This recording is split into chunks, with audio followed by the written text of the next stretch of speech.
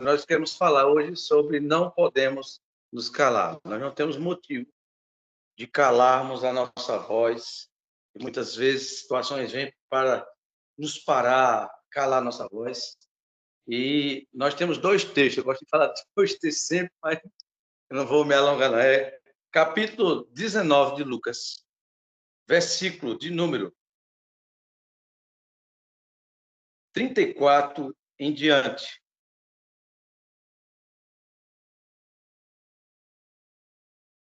Versículo 35, perdão. Lucas 19, e depois nós vamos para Atos dos Apóstolos, capítulo 6.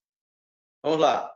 Eu gostaria de falar hoje justamente dizer sobre isso. Nós não podemos nos calar. Os irmãos, nós vamos entender o porquê, né? Vamos lá. E trouxeram a Jesus, lançando sobre o jumentinho as suas vestes. Puseram Jesus em cima, e indo eles, estendiam no caminho as suas vestes. E quando já chegava perto da descida do Monte das Oliveiras, toda a multidão dos discípulos regozijavam-se, começaram a dar louvores a Deus em alta voz por todas as maravilhas que tinham visto, dizendo: Bendito o Rei que vem em nome do Senhor, e paz no céu e glória nas alturas. E disseram-lhes entre a multidão alguns dos fariseus: Mestre, repreende os teus discípulos. E ele respondendo, ele disse-lhes: Digo-vos que, se estes se calarem, as próprias pedras clamarão. Amém? Agora vamos lá para Atos, capítulo 6. Atos 6.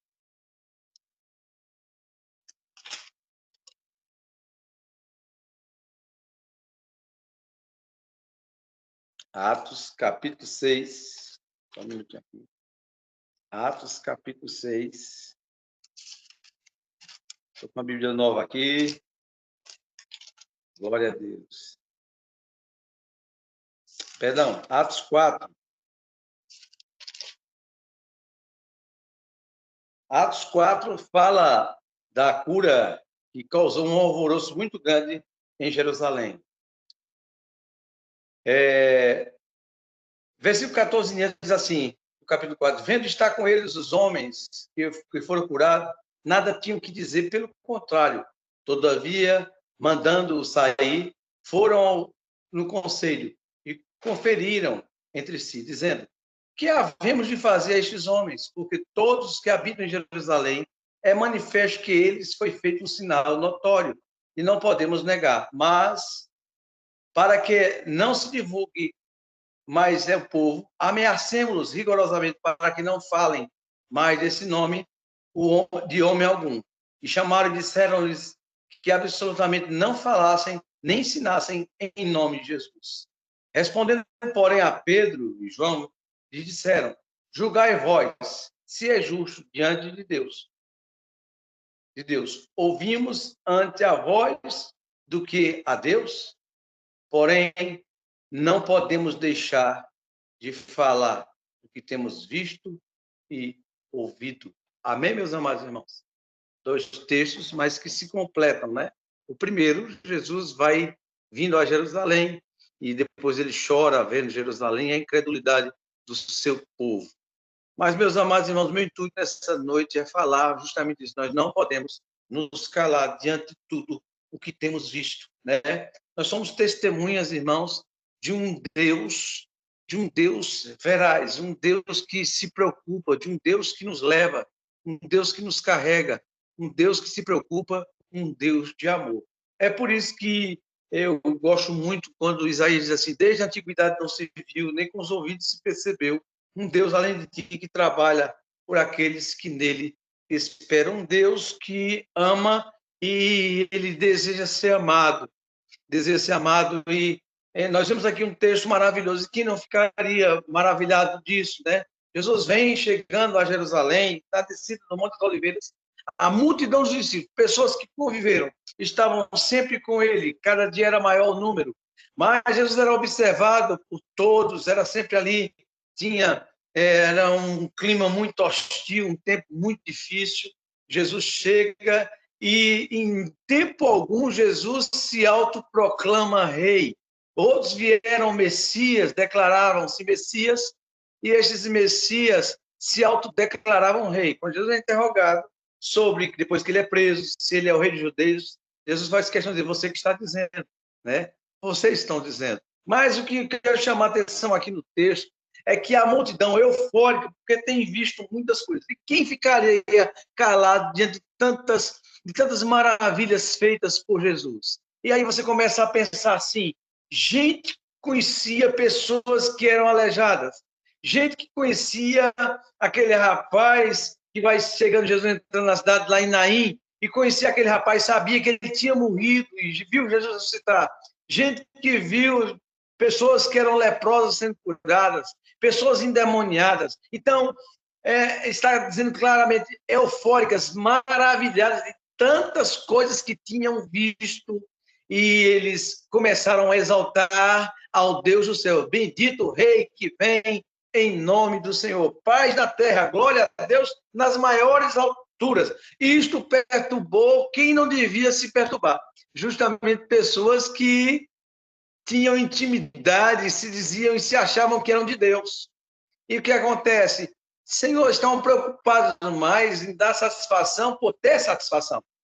E o que é notório aqui no texto é que Jesus diz claramente, se eles se calarem, as pedras vão clamar. Eu acho interessante, irmãos, Jesus, em outra parte também, conversando com e repreendendo a incredulidade dos judeus, dos fariseus, Jesus fala que nós somos descendentes de Abraão, e Jesus diz, o pai de vocês é o diabo, e vocês lembram muito bem do texto, no qual Jesus disse, olha, se Deus quiser, ele pode fazer com que essas pedras, elas suscitem a filhos de Abraão. Amém, meus amados irmãos? É interessante notar que filhos de Abraão têm que ter fé, a fé de Abraão. E quando Jesus chega ali na casa de Zaqueu, Jesus glorifica e diz, olha, esse também é filho de Abraão, porque o filho do homem veio salvar e buscar o perdido.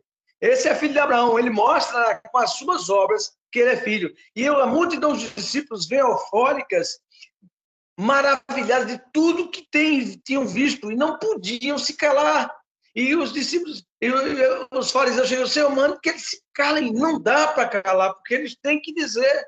E aqui é claro que está se cumprindo aqui uma profecia que lá em Zacarias, quando diz, Sião, aí está vindo o teu rei, manso e humilde, sobre os ombros de uma filha de uma jumenta. A profecia que está se cumprindo agora aqui nesse texto.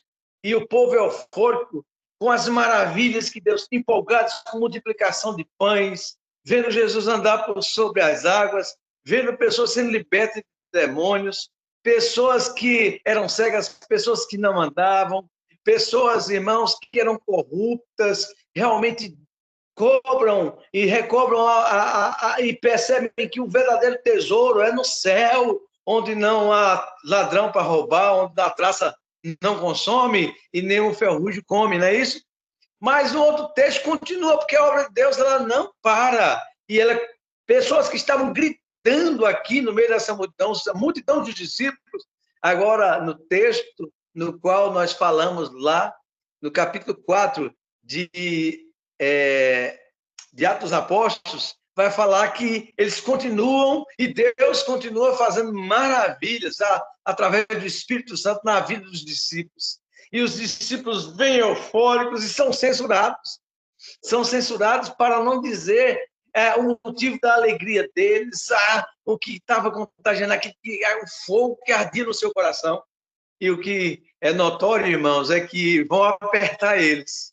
E apertam eles. E chegam e dizem, vocês não falem. E antes disso, eles dizem, olha, é notório. Nós não podemos esquecer, não podemos, de forma alguma, refutar, nós não podemos esconder isso. Porque quem eles curou, a quem essa pessoa foi favorecida, era uma pessoa que todo mundo conhece a história. É gente da gente. É gente que está no meio. Eu acho bonito quando o escritor dos Hebreus diz que Jesus ele é conhecido como figura humana, né? Do mesmo modo, esse homem que tinha sido curado, todo mundo sabia da história, todo mundo sabia que era fato.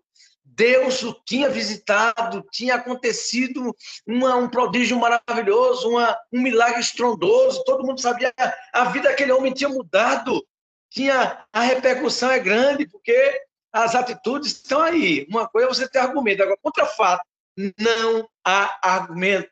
Amém, irmãos? Então, fato é que Deus tem feito maravilhas. Deus tem socorrido a nossa vida. Deus, quando Paulo ousadamente diz, eu amo esse texto, ele diz, Deus faz infinitamente mais, além do que nós pedimos ou pensamos, segundo o seu poder em que em mim você opera. É esta confiança que devemos ter, irmãos, a cada dia, aleluia, na luz do Espírito Santo, guiados pelo Espírito Santo, o coração ardendo de fervor, né? Como acabamos confiado em meu Jesus, dele vem graça e luz. Dá-nos um Consolador que nos enche de fervor. No céu, na terra, que maravilha! Vai operando o poder do Senhor. Deus, a obra de Deus, ela é imparável. Ela começou um dia na nossa vida. E é interessante, nós nunca deixamos de nos surpreender com o que Deus faz. E aí estavam os discípulos apertados aí. Pedro disse, veja só, se é justo nós nos calarmos. Meus amados irmãos, o desafio da nossa fé, de propagarmos a fé, Paulo diz que comamos, bebamos ou façamos qualquer outra coisa, o nosso direcionamento, a nossa meta é proclamar o Rei. Que todos os nossos atos possam declarar Jesus. E esse é o desafio hoje da igreja. Porque, irmãos, há muitas vozes querendo parar. São os problemas, são as dificuldades, são as decepções. Outro dia eu estava pregando sobre isso, falando sobre perseverança e fidelidade. Duas palavras que andam, né? Aquele que permanecer até o fim, aquele que perseverar até o fim, perseverança e paciência, perdão. São palavras sinônimas, muda de versão, aí você vê, tem uma versão na Bíblia que fala sobre perseverança, e em outra versão tem a palavra paciência. São sinônimas. E eu dizendo claramente, Jesus prevenindo tudo que nós vamos fazer hoje, irmãos, há uma prevenção. E é por isso que nós devemos ter cuidado, como diz a própria palavra, meditar nele dia e de noite. Está lá, foi o conselho que Deus deu a Josué, para que tenham cuidado de fazer conforme o que nela está escrito, para que a gente não possa desanimar, para que a gente não possa perder o alvo. E é interessante nós notarmos, irmãos, que quando os discípulos estão aqui, eles fazem uma pergunta, aqueles homens que estão querendo silenciar, eles vejam se é justo. Como é que nós podemos nos calar? Importa obedecer a Deus, porque não podemos deixar de falar o que temos ouvido e visto. Nós não podemos, você não pode, meu irmão, não sei o que você tem passado, não sei qual a sua dificuldade. Às vezes, irmãos, já a Bíblia diz, muito clara, quando diz assim, Jesus falando sobre o fim, ele diz claramente, olha, nos últimos dias se levantarão muitos falsos profetas. Aí no texto seguinte ele explica o efeito que isso acontece. E por se multiplicar a iniquidade, o amor de muitos esfria. Por se levantarem falsos profetas, vai haver muita decepção e o amor de muitos vai esfriar. Mas, aí ele diz assim, mas aquele, o texto diz assim, mas aquele que perseverar até o fim, este será salvo. Nós não somos convidados, chamados, irmãos, para olhar o exemplo, porque as maravilhas de Deus continuam acontecendo. Nós não podemos nos calar diante de tudo que nós temos ouvido a palavra, nós temos ouvido essa palavra. As palavras que Jesus tem nos dito são espírito e são vida. Não são uma palavra só, porque a letra ela mata, mas o espírito vivifica. Foi isso que a palavra diz, as palavras que Jesus tinha dito. Não eram palavras comuns, era espírito e vida. É a palavra espiritual, essa palavra vida, a palavra se fez carne, habitou entre nós. Essa palavra, irmão, está dentro de nós, na nossa boca, no nosso coração. Nós não podemos nos calar. Isso é inegociável, nós não podemos nos calar. É porque eu estou com problema, olha, Olha, irmãos, nada é maior do que o Deus a quem eu e você servimos. Nada. Todos os discípulos, o apóstolo Paulo, ele chega à conclusão dizendo: nada pode nos separar do amor de Deus que está em Cristo Jesus, o nosso Senhor. E ele vai enumerar muitas coisas que podem silenciar um homem: poderes, ameaças, perigo de morte, espada. Nada pode nos calar. Nada pode. Nós não podemos deixar de falar o que nós temos ouvido e no que nós temos visto. Nós não podemos. Jesus Cristo diz: se estes se calarem, as pedras vão clamar. Nós não vamos. Tem uma música da Comunidade Internacional da Zona Sul, não sei se é do tempo aqui de Damião, quanto tempo vocês têm de evangélicos, mas do meu tempo, viu? Eu sou velhinho já. E ela diz assim: nenhum só plano teu, Senhor, deixará de se cumprir. O que tua palavra diz a respeito de mim jamais irá cair. Toda a criação espera ver tua glória em nós brilhar. Nisto empenho a minha vida. Nenhuma pedra clamará em meu lugar. Eu tenho a marca de Cristo em mim. Em meu coração está escrito o seu nome. Seguir os seus passos é desejo meu. E corresponder ao chamado de Deus. Eu tenho a marca de Cristo em mim. Prossigo vencendo como ele venceu. De levar o seu reino. Fazer sua vitória. Esse louvor, ele é maravilhoso. Não sei se vocês conhecem, é antigo, viu? É antigo. Mas fala muito ao meu coração. Porque nós temos a marca. Nós não podemos nos calar. Nós não podemos permitir que uma pedra clame em nosso lugar. Para trazer uma ilustração interessante sobre essa questão de clamar, às vezes nós nos calamos. Aí chega um monte de heréticos por aí e começam a falar. Nós nos recolhemos, nós paramos e perplexos diante de propagandas vãs. E um irmão chegou um dia olhando para um pregador desse de televisão, pabulento, que dizia que se achasse uma igreja que tivesse mais milagre que a dele, ele fechava a dele e ia para a da pessoa. E esse irmão muito chateado, e eu disse: muito bem, e aí? Qual a sua atitude? Ele disse: por quê? Eu quero saber o que é que você vai fazer em meio a isso. Está vendo que o camarada aí, ele está todo fora do padrão de Deus, mas está aí proclamando, né? E ele disse: não, eu estou só dizendo assim, eu quero saber se você vai frequentar mais a sua escola bíblica dominical na sua igreja, você vai evangelizar, você vai levar pessoas a Cristo, como você vai mudar o seu tempo, o que é que você vai reagir em meio a esse imbróglio, qual a sua atitude? E ele somente denunciou: nós não podemos nos calar diante de tudo que temos ouvido e que temos visto. Todos nós, irmãos, temos visto o poder de Deus se aperfeiçoando em nossa fraqueza. Deus tem sido fiel. Se alguma falha há em nós precisamos nos rever, nós precisamos tomar direção, nós precisamos nos encher de coragem. A palavra de Deus, um ao outro ajuda. Ele diz: esforce. Nós precisamos dizer: vamos nos esforçar, vamos mais adiante. Nosso descanso não é aqui. Irmãos, todo dia o Espírito Santo tem feito isso comigo. Eu nunca desanimo. Alguém chegou para mim e disse: mas, meu irmão, você é animado. Tem que ser animado. Nós temos que estar animados, porque nós não estamos servindo ao nosso ventre e a nossa obra, ela tem uma recompensa. Eu tinha todo motivo de estar chororô aqui, porque a Bíblia diz que nós devemos chorar com os que choram, nos alegrar com os que se alegram. Eu chorei. Eu fico pensando na família orando, dizendo para a família que perdeu, né, Gabriel. E eu disse ao pai, disse à mãe: só nós não perdemos Gabriel, nós vamos nos encontrar logo, logo com ele. E nós temos que ter essa esperança viva em nosso coração. Nós não podemos desanimar. Ah, não, irmãos, Deus é soberano. A gente ora, a gente busca, mas a resposta certa dos lábios vem do Senhor. Está escrito ou não está escrito? Mas eu gostaria de dizer a você: não cesse de falar.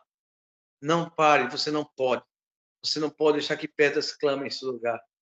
Você não pode parar diante de ameaças. Qual é a ameaça? O que as pessoas têm? O que tem te apertado? Eu gostaria de dizer uma coisa: todos os discípulos sofreram aperto. Você vê o texto depois, eles continuam apertando a Pedro e as mãos, mas eles continuam propagando, proclamando a palavra de Deus. Meus amados irmãos, é sempre um prazer trazer a palavra de ânimo, porque evangelho é boa notícia, né? Boa notícia, a gente não conta, né?